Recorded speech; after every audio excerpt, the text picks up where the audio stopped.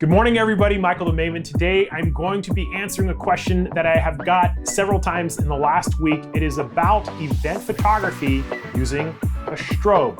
I've had a few students write to me and say they were going to shoot events and they were worried, and I would tell them all the same thing.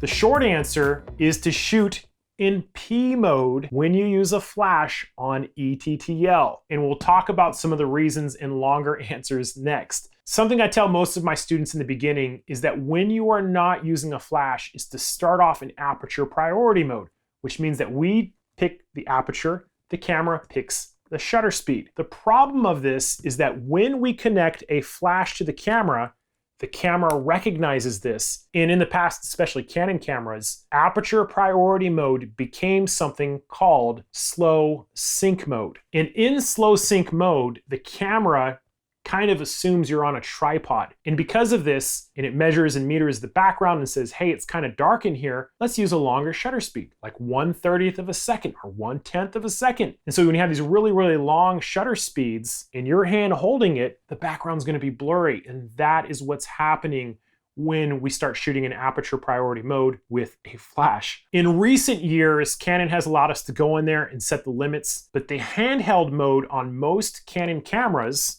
is the P mode. The P mode means that the shutter speed when using a flash is going to be between 1/60th of a second to 1/200th of a second. The reason you don't want it slower than 1/60th of a second is because what we just talked about with aperture priority mode. And we don't often really use faster shutter speeds than 1/200th of a second because there's a missync between the strobe firing and the traveling slit that is capturing the exposure. Suffice it to say, you get an improper capture that has a band across. So 1/60th to 1/200th of a second is the handheld mode. We could change the settings for aperture priority mode on some cameras. We could go into manual mode and set our aperture. We could set our shutter speed again between that 1/60th to 200th of a second. We can also use auto ISO, so the camera would make adjustments. But one problem I see with those who shoot in manual mode is they also go to manual flash. That's okay if you know what you're doing. It typically doesn't work really good in event photography where the distance from you to the subject is changing from shot to shot. Manual mode for flash has nothing to do with manual mode for the camera. Manual mode for flash means the camera is just firing a certain amount of light, and unless your subject is at the same distance every time, the exposures are going to be off. So again, if you are shooting on manual mode of your camera, have your flash on ETTL.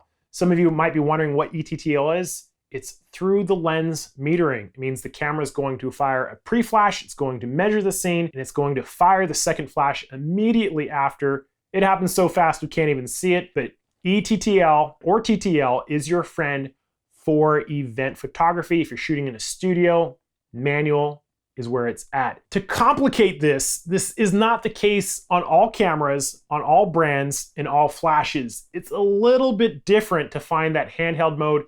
It just so happens that P mode most often is the handheld mode. You kind of have to keep an eye on it depending on the camera that you have.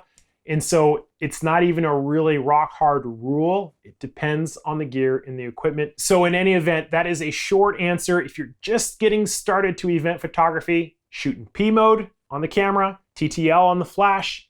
Make sure your shutter speed is between 1/60th to 1/200th of a second, and that should at least get you started. But if you want to know more about your camera and flash photography, I would definitely recommend checking out one of my many crash courses.